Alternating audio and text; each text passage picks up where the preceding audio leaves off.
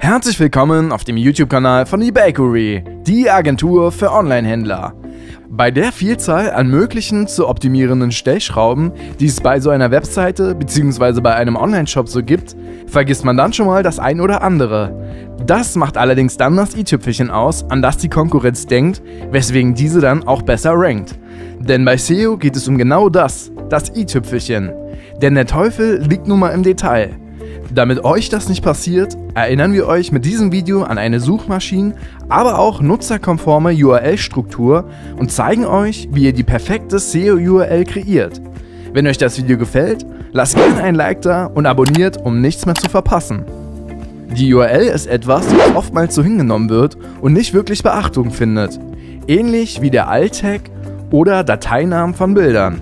Doch übertragen wir das auf die Finanzwelt, würde der Leitspruch heißen: Wer den Cent nicht ehrt, ist des Euros nicht wert. Deswegen ehren wir nun den metaphorischen Cent. Entscheidend für die URL ist erstmal das Fokus-Keyword. Dieses sollte sehr weit am Anfang in euren Metadaten, eurer H1 sowie eurer Seite selbst auftauchen. Genau das gilt eben auch für die URL. Diese sollte das enthalten, womit ihr eben ranken wollt. Wer sich an unser Yoast SEO-Tutorial erinnert, wird vielleicht noch im Hinterkopf haben, dass wir dort dafür ermahnt wurden, dass unsere Focus-Keyphrase zu lang war. Und letztendlich bestimmt dann eben auch die Focus-Keyphrase die Länge eurer URL.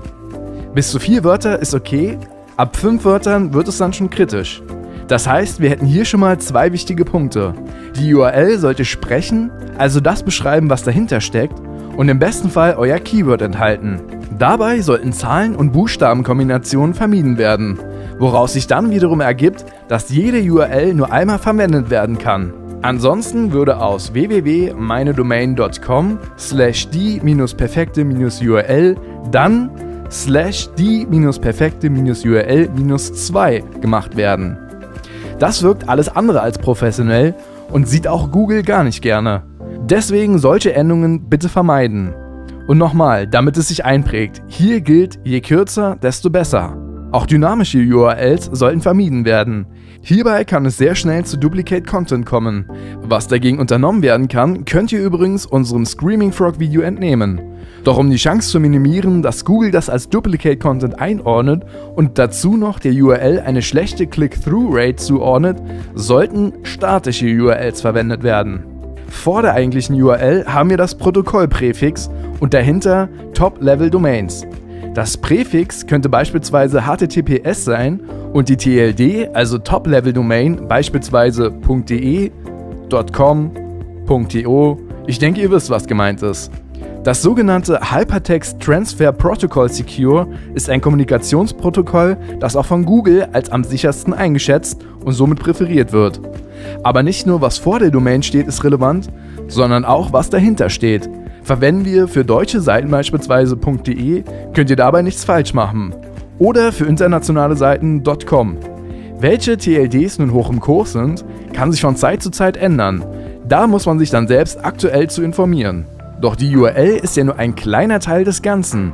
Euer Shop sollte von Anfang an klar strukturiert aufgebaut sein.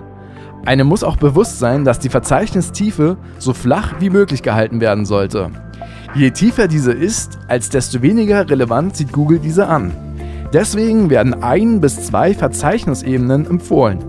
Zusammenfassend kann also gesagt werden, dass wir 4 Kernpunkte haben, die es zu beachten gilt, wenn ihr die Rankings eurer Shopseiten optimieren wollt. Nummer 1. Haltet die URL so kurz wie möglich. Nummer 2. Verwendet sprechende URLs, bildet also damit den Inhalt der Seite ab, statt kryptische Zeichen zu verwenden.